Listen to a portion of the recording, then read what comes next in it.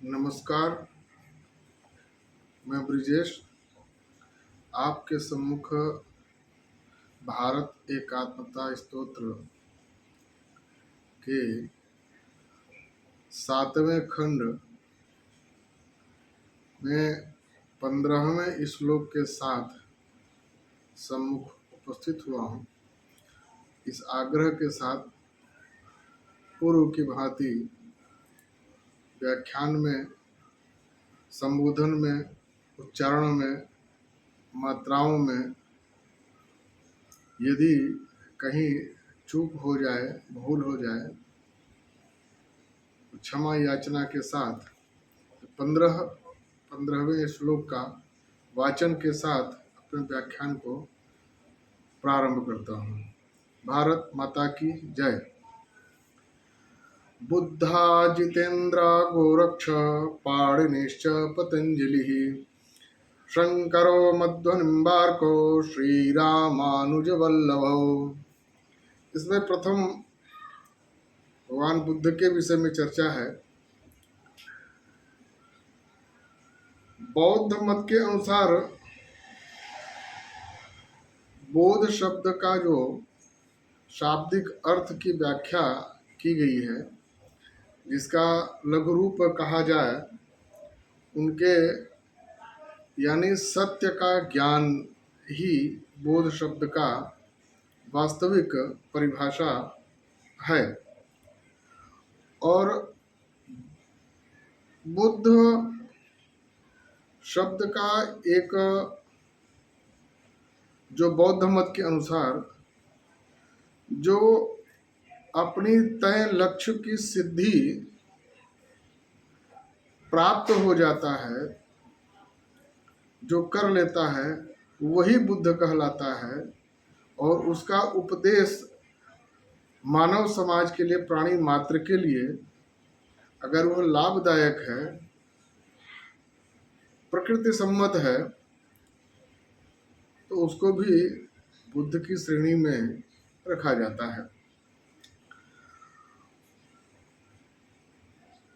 इन्होंने जिस मत का स्थापना किया,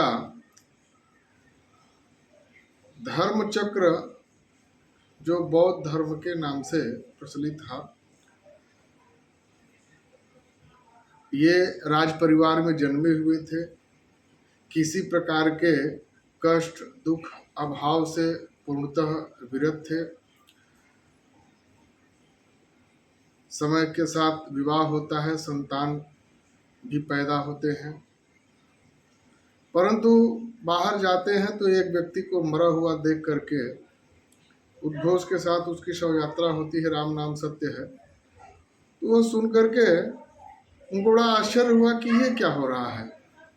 लोगों से पूछने पर पता चला कि इसकी मृत्यु हो गई है और यह सदगति को प्राप्त हो गया है, और इसके श्मशान घाट पर इसकी अंत्येष्टि के लिए इसका शव ले जा करके अग्नि को समर्पित करके राख को जल में प्रवाहमान जल में प्रवाहित कर दिया जाएगा। उनको बड़ा कष्ट हुआ कि मृत्यु होता क्या है, हम तो चल फिर सकते हैं, परंतु ये व्यक्ति लेटा हुआ है। उनको ये भी पता कि मृत्यु होता क्या है, जीवन क्या होता है। अन्य जगहों से, व्यक्तियों से पूछताछ पर वो उनको संतुष्टि नहीं हुई, तो उन्होंने तय किया कि मैं इस सत्य की खोज में निकलूंगा और इसे प्राप्त करके ही रहूंगा। अपना राजपाट सब कुछ छोड़ करके एक भिक्षुक सन्यासी की भांति अपने राज्य से निकल जाते हैं, और निकलने के बाद अन्य लोगों से पूछते हुए, ज्ञान लेते हुए, अंत में बिहार के गया में एक बट वृक्ष के नीचे उनको इसका बोध होता है,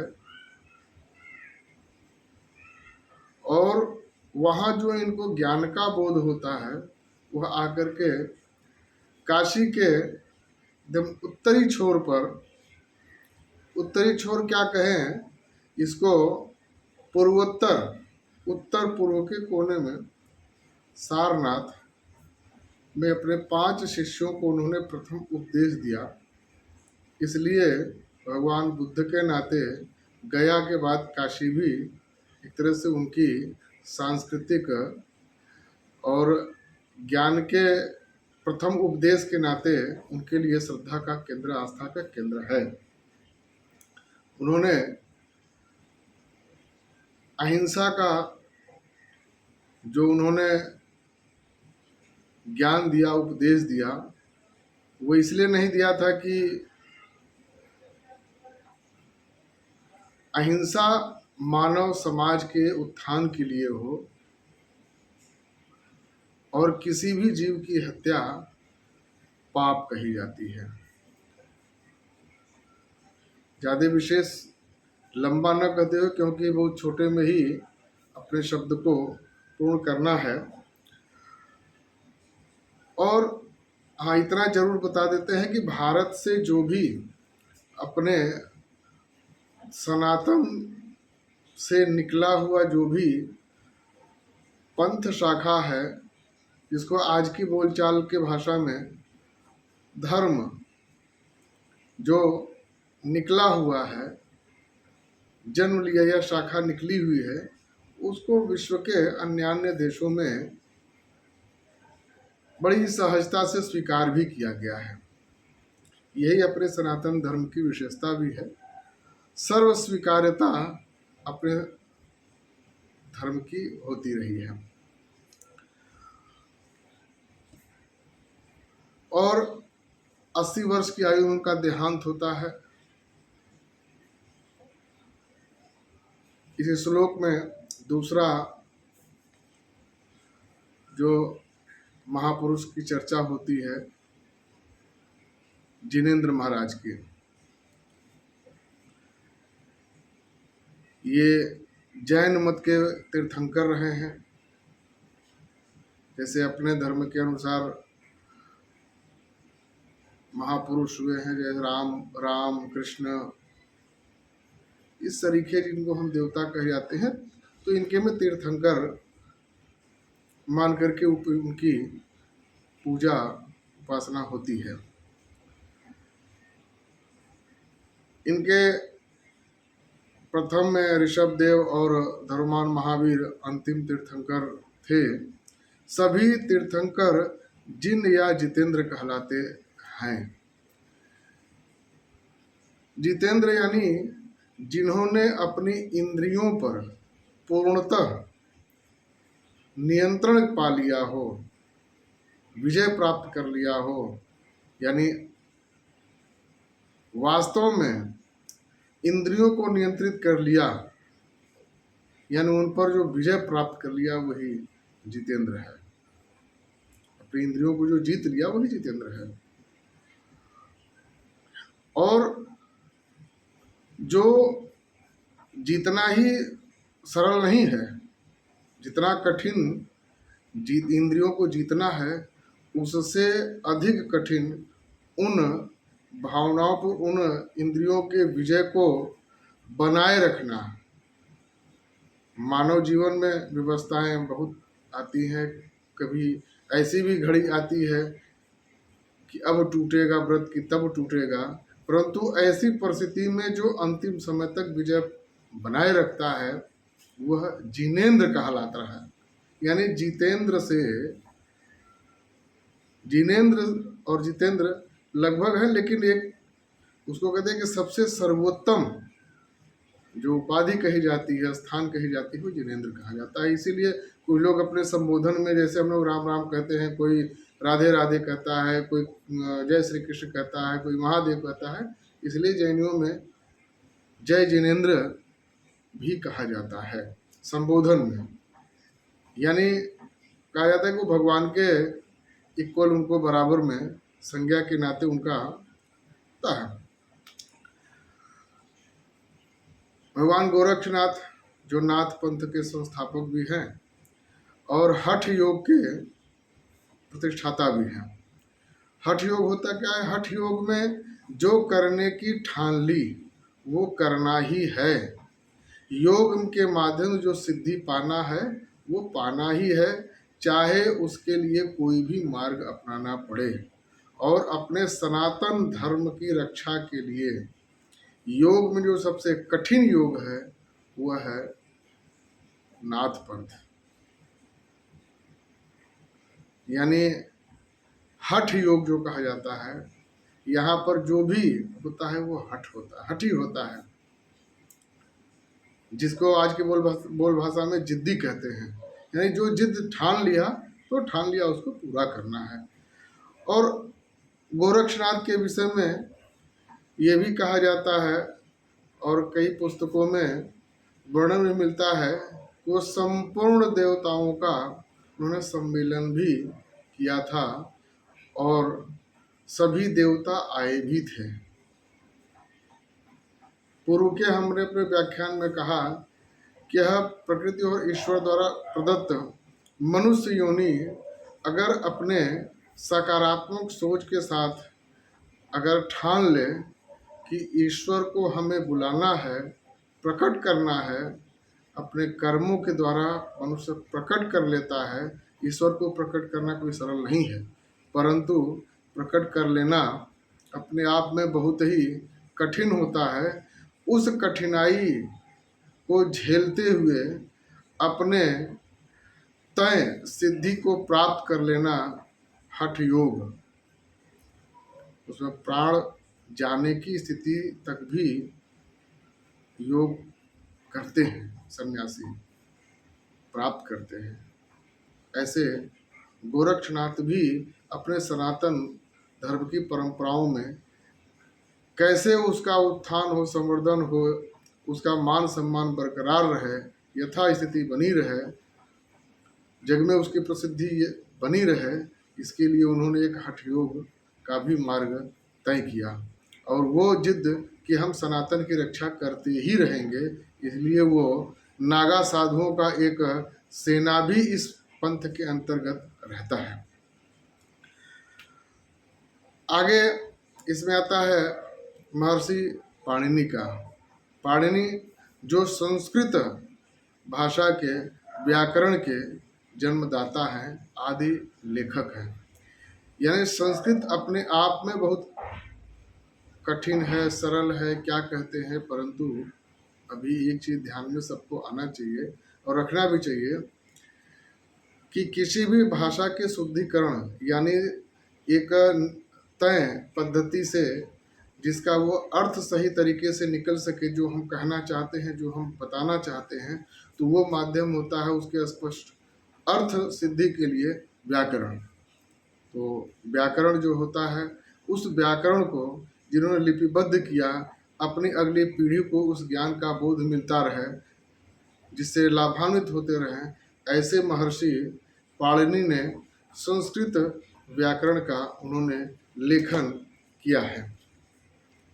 और जिसके मान सम्मान में और परंपरा को आगे बढ़ाते हुए अपने काशी में एक पाणिनि कन्या महाविद्यालय के नाम से गुरुकुल जैसा शिक्षण संस्थान है, जहाँ अल्पायु से बच्चियाँ, बहनें, बेटियाँ संस्कृत में शिक्षा ग्रहण करते हैं। और बड़ा ही निकट से उस विद्यालय के साथ मेरा अनुभव रहा कि जो सस्वर पाठ करते हैं, संस्कृत मंत्रों का उच्चारण करते हैं, वास्तव में ऐसा लगता है कि जैसे हम एक कहा जाए कि देव युग में आ गए हैं। अपने आप को वहाँ पाकर उस वातावरण में ऐसा लगता है कि हम देवताओं के युग में चले आए हैं। ऐसे अपने महर्षि पाणिनि को भी हम सबको प्रातः काल सदैव स्मरण करते रहना चाहिए, जिसके माध्यम से हम अपने सनातन को सदैव जीवित रखने की प्रेरणा पा सकें। महर्षि पतंजलि, जिसको उत्तराखंड में एक सन्यासी हैं जो कहते हैं पतंजलि योग संस्थान की, जिन्होंने स्थापना की। महर्षि पतंजलि ने योग और आयुर्वेद, यानी मनुष्य प्राणी मात्र के स्वास्थ्य पर जिन्होंने चिंता करते हुए जो सबसे स्वास्थ्यवर्धक पद्धति का जिन्होंने आविष्कार किया, बढ़ावा दिया, आगे संतति में प्रेरित किया, योग के माध्यम से महर्षि पतंजलि थे, जिनके कार्य को आगे आज के इस कलियुग में स्वामी रामदेव आगे ले चलते हैं। और वो उसी के अंतर्गत पतंजलि के नाम से स्वदेशी अभियान चला करके उससे जो आय होती है, प्रतिवर्ष हजारों सनातन ध्वजवाहक बटुकों के माध्यम से सनातन प्रहरियों का निर्माण करते हुए अपने समाज में, देश में, दुनिया में वो सन्यासियों का श्रृंखला तैयार कर रहे हैं, ताकि आगे भविष्य में जो अपने धर्म पर, अस्तित्व पर जो संकट जैसा जान पड़ता है, वह संकट दूर हो सके और फिर से पूरे विश्व में सनातन की पताका गगन में फहरे, लहरे। इस अभियान में पतंजलि के नाम का बड़ा ही सहयोग है। और योग में क्या लाभ हो सकता है, उसके पद्धतियाँ क्या हो सकती है, तरीका क्या हो सकता है, किस तरह से उसका अनुपालन करना चाहिए, उसमें एक आता है अष्टाध्यायी। अष्टाध्यायी के नाम से महाभाष्य भी उन्होंने लिखा है और योग सूत्र की भी रचना उन्होंने की है, जिनको यदि हम सब में से अगर बड़ी सूक्ष्मता से अध्ययन यदि कर सके, उस पर अनुपालन कर सके, तो मुझे नहीं लगता कि व्यक्ति 120 साल से कम जीवित रहेगा और पूरा चलते फिरते संपूर्ण अपने मनोयोग से एकदम संपूर्ण चित्त प्रवृत्ति से सुदृढ़ रहते हुए, संपूर्ण बोध में रहते हुए अपनी यात्रा को पूर्ण कर सकता है। महाराज भगवान शंकराचार्य, जिन्होंने अपने पूरे जीवन काल में, अधिक लंबा उनका जीवन तो नहीं था, परंतु अपने अल्पायु में ही उन्होंने संपूर्ण भारत में 4 पीठों की 4 मठ की स्थापना किया था।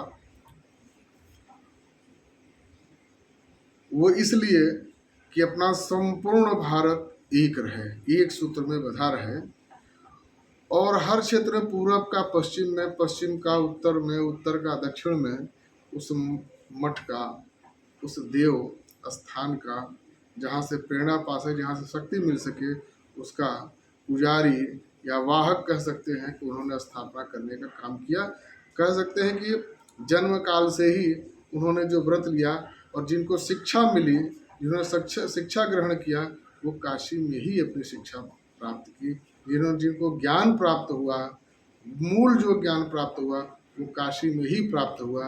और मेरा अपना भी सौभाग्य है कि मैं भी काशी में ही हूँ और काशी में एक लंबा समय, लगभग 50 वर्ष के आसपास काशी में मेरा निवास करते हो गया। और एक और महापुरुष की चर्चा करूंगा, मध्वाचार्य, जिनका द्वैत अद्वैत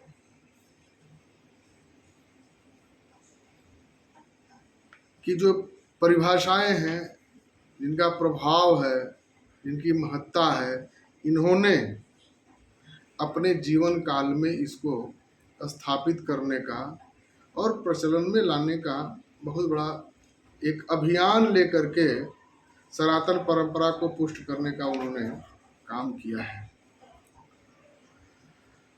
निम्बार्काचार्य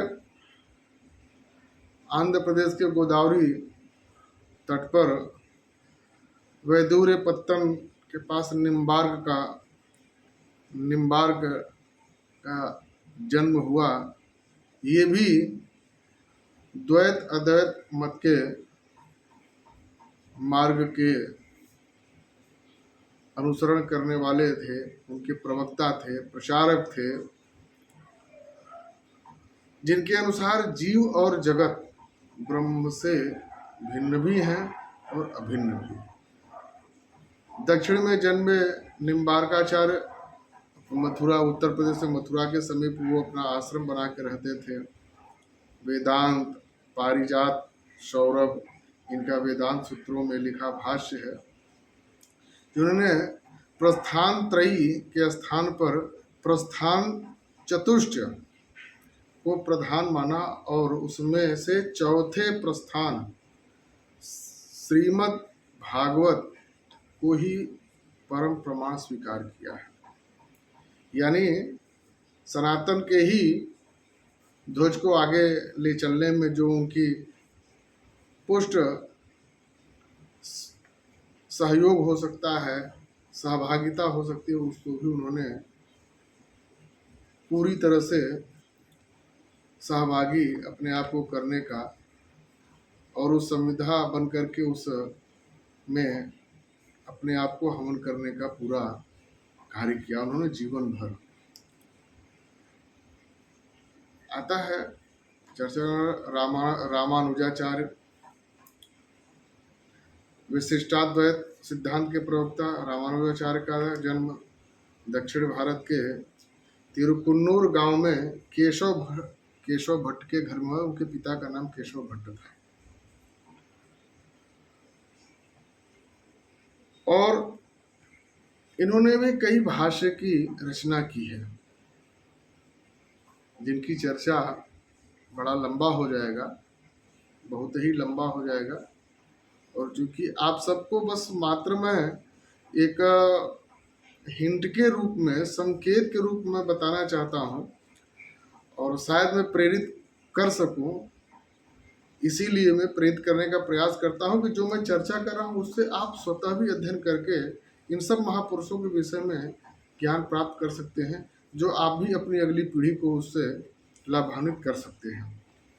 वल्लभाचार्य ये 15वीं ईस्वी में प्रसिद्ध आचार्य थे, जिनका मत शुद्धाद्वैतवाद के नाम से और जिनका भक्ति मार्ग, पुष्टि मार्ग के नाम से विख्यात है। और इनका अंतिम जो समय था, काल था, वो काशी में ही बीता। 50 वर्ष से अधिक आयु, यानी जो 52, 53, 54 या 51 ऐसे इसी वर्षों में उन्होंने काशी में ही अपने देह का त्याग किया और जीवन की लीला को समाप्त कर, जो ईश्वर और सनातन के प्रति उन्होंने, प्रभु ने उनको जो कार्य सौंपा था उसको पूर्ण करके धरती माता से परम लोक को प्रस्थान भी किया उन्होंने। इस प्रकार से इस 15वें श्लोक में मैंने कुछ महापुरुषों को एक छोटे संक्षेप रूप में रखने का आप सबके सम्मुख प्रयास किया और इसमें यदि कहीं त्रुटि हुई हो, कहीं गलती हुई हो, तो आप सबसे करबद्ध क्षमा याचना के साथ आगे के 8वें खंड में आप सबके सम्मुख में 17वें श्लोक के साथ, 16-17 श्लोक के साथ में आप सबके सम्मुख उपस्थित होऊंगा। बाबा विश्वनाथ आप सबको स्वस्थ रखे, सानंद रखे, आगे के लोगों को यह वीडियो अग्रसारित करें, प्रेषित करें, फैलाएं, ताकि इसका लाभ अन्य लोगों को भी मिल सके, आप सबसे आग्रह करते हुए अपनी वाणी को इस 7वें खंड के लिए पूर्ण करते हुए आगामी वीडियो के साथ अगले खंड में उपस्थित होने की वचनबद्धता के साथ आप सबको बाबा विश्वनाथ, माता अन्नपूर्णा स्वस्थ सानंद रखें, निष्कंटक रखें आपके जीवन को। इसी शुभकामना के साथ नमस्कार।